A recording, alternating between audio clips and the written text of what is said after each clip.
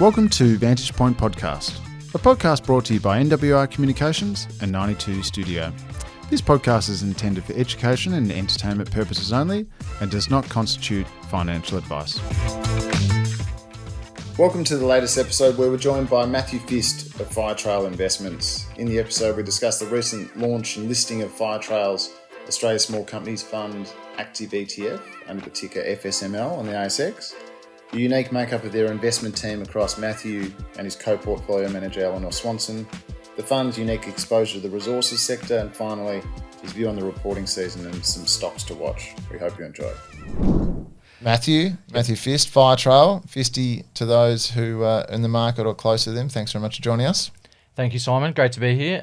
Big fan, as I said before, so very excited for the chat. It's a privilege. It's our privilege.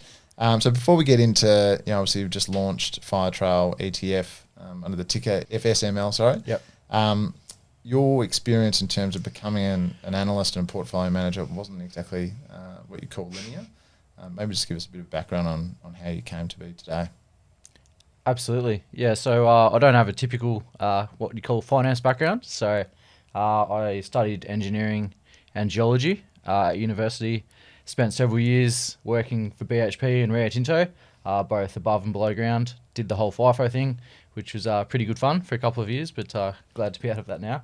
But I always wanted to be an investment analyst, and that was something that I always wanted to be growing up. I invested in my first stock, which is BHP, when I was 7 years old, when I learnt my times table. My dad gave me $5,000 to invest, still hold all those shares today. And so that was something that really was ingrained in me. And so wanted to always invest, but also wanted to go out and get that technical background and have that behind me. And so as soon as I finished my graduate program at BHP, I started sending off my CV to anyone that would have me, and I was very fortunate to land a job at Macquarie on the sell side. So started off there covering the large cap resources names, moved on to covering some of the smaller names, and then moved within Macquarie to the funds management business, branched out from covering just resources stocks to the broader market, and then Firetrail 7 years ago, and the rest is history. And just on the Macquarie and Firetrail link, maybe just give us a bit of background on how Firetrail came to be. I think it's been around since 2018, or yeah, that's right. Yep. Yeah. No, it's been a journey, that's for sure. So we all left Macquarie as a team. We were the team managing the Australian fundamental equities portfolio there. So we started the business originally with myself, Patrick Hodgins, Blake Henricks, and James Miller. And we bought it across most of our clients, which is fantastic. We've raised over $5.5 billion since that time. We've got 4 funds, and so whilst it might sound like there's a lot of change and a lot's happened in that time, really I've had the same job for give or take over 10 years now. So been working with exactly the same guys, been analysing the same stocks. So yeah. And in terms of the way that Firetrail operates, or specifically in your fund, maybe just give us a bit of an overview of how that all looks in terms of typical portfolio, how many stocks, and the focus there. Yeah, sure. So I work as a portfolio manager on the Firetrail Small Companies Fund. We typically hold between 30 and 60 stocks, and we have a very bottom-up, deep dive fundamental approach to analysing equities. We believe that's the best way to outperform, not only in small caps, but in large caps as well. And so whilst there are 4 different funds at Firetrail, global, large cap, small cap, long, short, it's all very much driven on that bottom-up, deep dive fundamental research process. And in terms of the team within your portfolio itself, who's in that, and what's their sort of background? Sure. So the team is made up of myself, Eleanor Swanson, who's my co-portfolio manager, and then we have a couple of contributing analysts to the fund as well. The main one being Carter Ryan, who covers a couple of sectors for us. Yeah. And in terms of the actual, I think you benchmarks the Small Ordinaries index and whatnot. I think I saw on one of your webinars in terms of a bit of background, DD, on yourself. Yeah, in terms of the makeup of that, it's roughly 31%, just to be exact. That's particularly resources, 8% is biotech, and the rest is industrials, which is the typical investable universe of most of the funds. How do you sort of play, or how do you look at that? Obviously, resources is your heartbeat in terms of focus, where you've come from, and probably the edge. How does that sort of contribute to trying to generate alpha at the end of the day? Yeah, I mean, when we look at the Small Orders Index, it's quite diverse. So you take the large cap index, and as we all know, dominated very much by the big banks, Wesfarmers, and CSL and the like. Small caps is much more diverse, as you say. Around 30% of the index is made up of resources stocks. Another 8% is biotechnology stocks. Yep. And so the way that we've constructed our team is to really take advantage of that diversity of the market. And so whilst many of our peers will choose to only invest in a certain subset of the small ordinaries, being high quality industrials, we purposefully see every single stock as an opportunity. We don't exclude any sectors. And in fact, we purposefully use our backgrounds, myself in resources and Ellie immunobiology, to invest in those sectors. And over time, we've generated around 20% gross excess returns per annum. Around 8% of that has come from resources and biotechnology stocks. So that's going to be my next question. So there's a fair bit of alpha generated from just those specific expertise and focus, right? That's right. Yeah. A lot of people, talk about the the potential lack of quality. In the small cap index, but I take it back to there's just so many stock specific opportunities out there. And if you can generate 5% per annum just from resources, 5% per annum just from biotechnology, you add on another 5-10% from the rest of the market. It's pretty powerful. And in terms of how you sort of make up the portfolio, I think it's 30 to 60 positions at any one time. Yep. How do you sort of look at position sizing? In terms of whether it's resources or just general across the board. In terms of overweight. Because there's no point in getting a stock really right if you've only got 0.5% of it. How do you sort of look at that and manage risk that way as well? Yeah.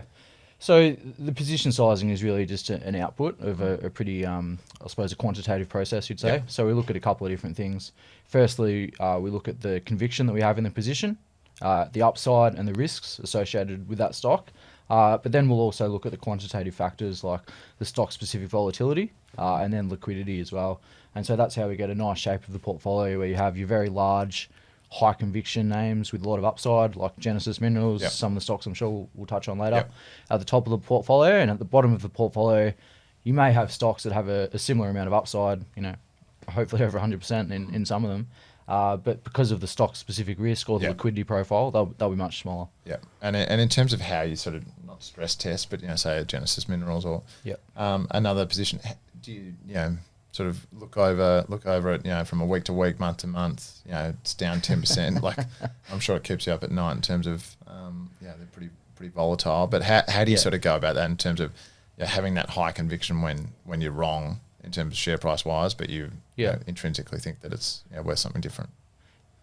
Yeah, I mean it's always challenging, right? I mean it's not an easy job being a stock picker. It can be one of the best jobs in the world. It's a little bit stressful. Can be. I think it's one of the best jobs in the world. I mean, you get to speak to very interesting people. The people who are the best at what they do in their respective fields, form a view on industries, and you just get to learn so many things. When things are going against you, we take a very fundamental approach. So we're always asking ourselves, what's new here? What does it mean for the share price, and how should that fundamentally be reflected in our valuation? Particularly with the amount of volatility that we're seeing around results these days, you can get caught up a bit in the noise, but just taking that step back and not necessarily jumping at shadows, I think, and just really trying to understand what's happening.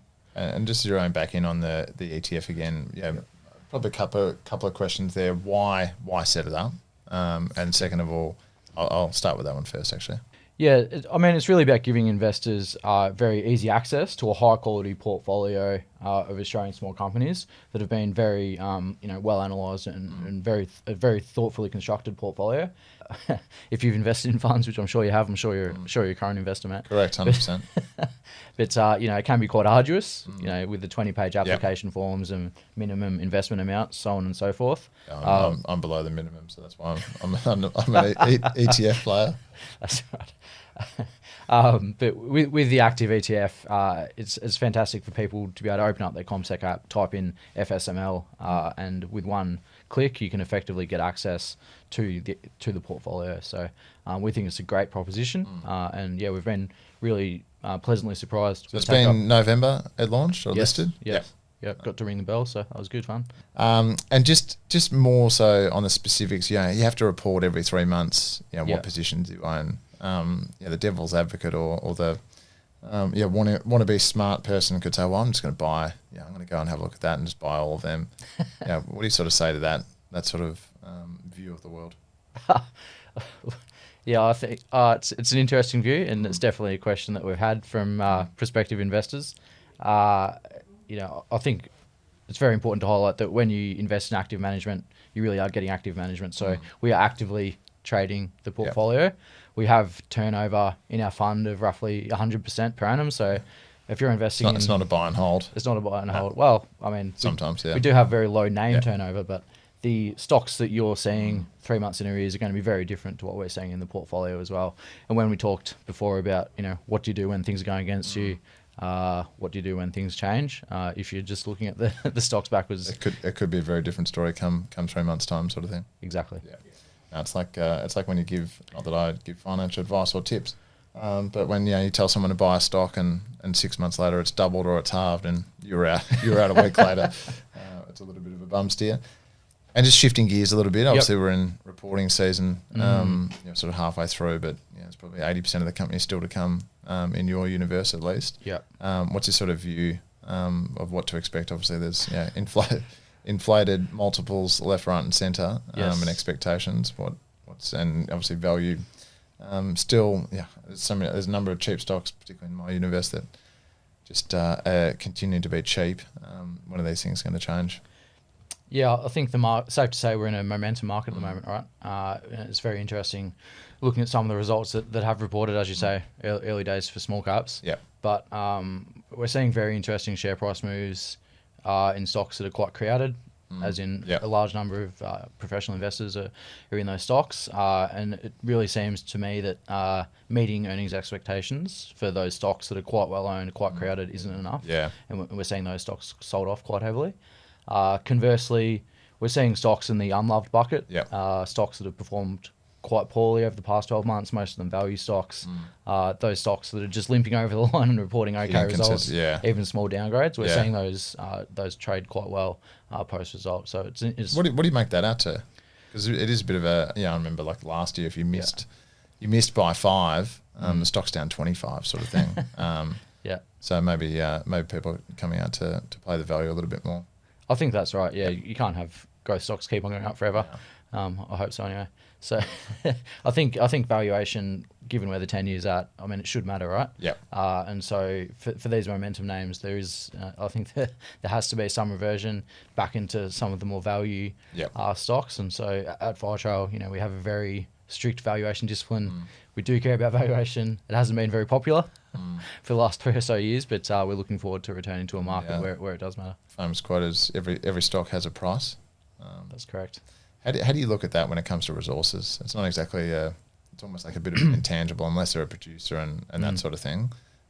Do you have a blend of producers, developers, explorers, etc., or how do you sort of manage that across the resources base? Yeah, I mean, resources are different. When we look at the resources component of the portfolio, obviously you can't apply traditional price to earnings multiples for companies that are pre-development. So you do need to rely on discounted cash flow valuations. And when we're looking at resources and we're looking at that philosophy of every company has a price, which is the way we invest right across the market, when it comes to resources, what we're really focused on is the quality of the actual resource in the ground.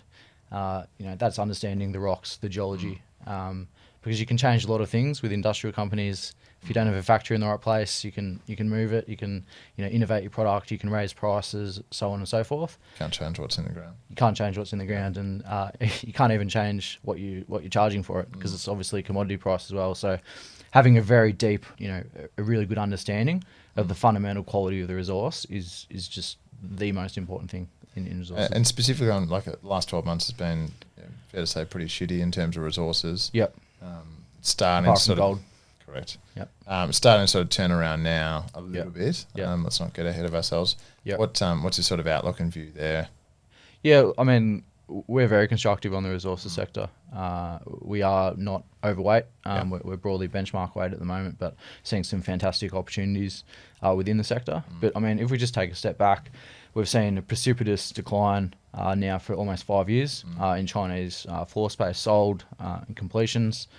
We believe that's now coming to an end. We're seeing very clear supportive stance from the communist government there, and we believe that'll be broadly supportive for resources companies. What we're really focused on is identifying those commodities where we've got good underlying supply and demand balances, and then really focusing in on what is a pretty small number of high quality companies in the small odds where you can invest there. So some of the stocks we're really excited about at the moment, with that in mind, include Metro Mining, which produces bauxite, goes into alumina, which then produces aluminium, and we're also very excited about the copper space as well, and obviously gold. And maybe moving to the more specific in terms of stock picks. Yep. In terms of the top positions of the fund, I think I've seen Next Gen, Genesis, etc. Yep. What's sort of current view, particularly the overlay of going to reporting season at the moment? Maybe not so specific on the resources players, but where's your heart and head at the moment? It's in the results at the moment, or your wallet. Wallet, yeah. I mean, we have been very busy. The portfolio's been very active recently. There's been a lot of stocks that have performed extremely strongly that we're now taking profits on. So a good example, when you say the philosophy, every company has a price. There's a company called Austral Ships, ASB. I'm not sure if you heard of that one, but there's plenty of fund managers out there still who won't look at it, just say, it's a low quality shipbuilder. We're not interested, but we're willing to unpack stocks like that, go away, do the deep dive research, and see if it does represent an opportunity for our investors. So when we talk about reporting season and key picks and whatnot, what are we sort of looking at? Look, one result I'm really looking forward to is corporate travel management. So going back to that philosophy, every company has a price. Certainly corporate travel management back close to $10 was a stock that we saw an incredible amount of value in, and we still do. And we're really excited to see what they report and how that business is tracking. We hope it's going to be pretty good, but obviously there is uncertainty around any result. And then another company that I'm really excited to see report is Generation Developments or GDG. I know it's one that you guys track closely, and just seeing how much operating leverage is coming through that business. They've obviously grown extremely strongly, but we'll see how much money their Terence is putting away and into profit versus paying out to the sales guys and that sort of thing. So that'll be good. And in terms of, you've been there for a number of years. In terms of with GDG, Grant, Terence, and the team, how important is sort of a relationship? Obviously, the numbers and every stock has a price and all of that sort of overlay is important. How important is it, staying close to management and seeing a guy like Grant, who is obviously highly driven, Felipe, one of the head of sales guys, he's very similar mold as Grant. How important is it sort of the almost qualitative appearances of a company that it's looked expensive for a long time. It probably looked expensive at $1.50 and here we are, it's $5.15 or something. Don't think it's ever looked expensive, mate. But this is what funds who don't own it have said. I've never said that, clearly. But how do you sort of, how important is that in terms of a strong relationship and with management? Particularly in smalls, and obviously it's almost $2 billion company now. It's not so small, but fostering along that journey of staying the course that I'm backing this guy. And yes, the results are driving it as well. Yeah, I think as I reflect on my journey as an investor. Over time, I used to be much more focused on the numbers and the financial model and all that sort of thing. But as I've evolved, I suppose, I've begun to focus much more on not only management quality, but board quality as well, understanding the culture of businesses. And so being able to identify really high-performing management teams and boards and stick with them over a journey is just one of the greatest experiences to go through. And GDG it's a classic case in point where you have a team of highly aligned, highly motivated guys, transforming the industry and creating a lot of value for shareholders in the process. So it's fantastic. And maybe just a question to zero in on there in terms of you've learned a bit and you've changed a bit as a portfolio manager and stock picker and whatnot. Where do you sort of see have you changed the most? Obviously, you just talked to one reference, but is it is it sort of not getting too caught up when something blows up, or because it's obviously highly stressful. You're running other people's money. How do you sort of how have you gotten better as you've gone on? Hopefully. Yeah, absolutely. I mean, it's not something you take for take lightly, managing other people's money, and it's an incredible privilege to work in the industry on that basis. And I think one of the the biggest things that I've changed in my investment style, even in the last 3 years, and I hope Paddy Hodgins, my boss, is listening to this, or does listen to we'll it. Make sure we send it to him. Is just understanding the debt of companies, and when I say debt, I mean it's a very obvious thing to understand. But when a company has a debt or a large debt burden, it really decreases or gives them little flexibility in terms of the range of outcomes. So wrong, if your forecast is out by 5-10%, they've got a lot of debt. That's potentially a lot of downside risk on the equity.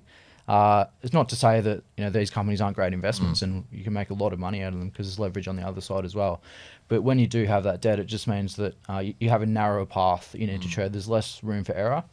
And something I've adapted to in my investment style is just sizing those positions, I think, a bit better for the risk associated with debt. So, companies where we do see a lot of fundamental value, often up to 80%, just being very mindful of, the debt that they do have and not necessarily waiting all in on day one, tracking the company, having it as a small position. And then as things start to improve and the thesis plays out, the debt starts coming down, increasing the position and the conviction. As opposed to getting your face ripped off overnight sort of thing when something just blows up. Exactly. They're so highly leveraged. Yeah. No, I've learned some tough lessons. They're not the fun ones. And maybe one to just in terms of stocks that uncovered, unearthed.